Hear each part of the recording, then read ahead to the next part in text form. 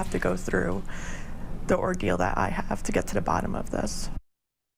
A Vermont woman grieving the loss of her father, pleading for police to reopen their investigation.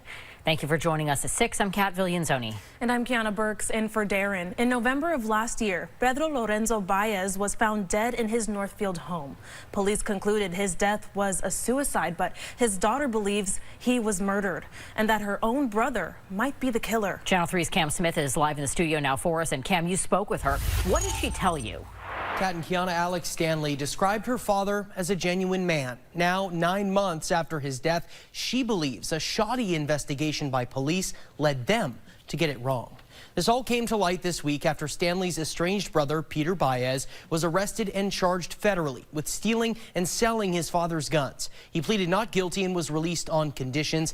He faces up to a decade behind bars if he's convicted. But Peter Baez's sister believes he may also have been responsible for their father's death and wants the investigation reopened.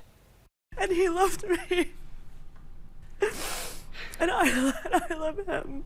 Alex Stanley looks through old photographs and items left behind by her father, Pedro Baez. He had a great sense of humor. He was smart.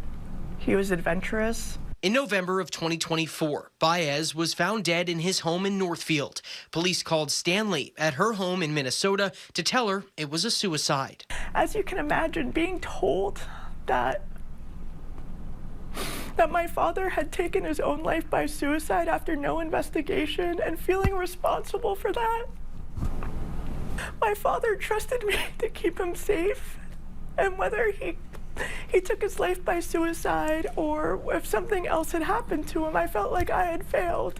Stanley says there was no note and he was not depressed. She and her lawyer, former U.S. Attorney Christina Nolan, don't believe it was a suicide. Nolan points to several flaws in the investigation, including that an autopsy was never conducted. We know that there is a possibility of foul play. There's suspicion everywhere.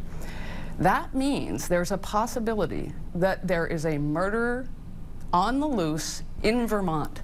Following the Northfield investigation, Berlin police conducted an independent review and found there were inadequate photographs of the scene, no walkthrough, and the presence of blunt force injuries that were not accounted for in the investigation report. Berlin police believe Northfield police could conduct a follow-up. I spoke with Washington County State's Attorney Michelle Donnelly on the phone. She tells me right now her hands are tied. I don't agree with their assessment that there is a lack of interest in this matter at all, but rather there's just not sufficient evidence at this point for any type of action from the state's attorney's office.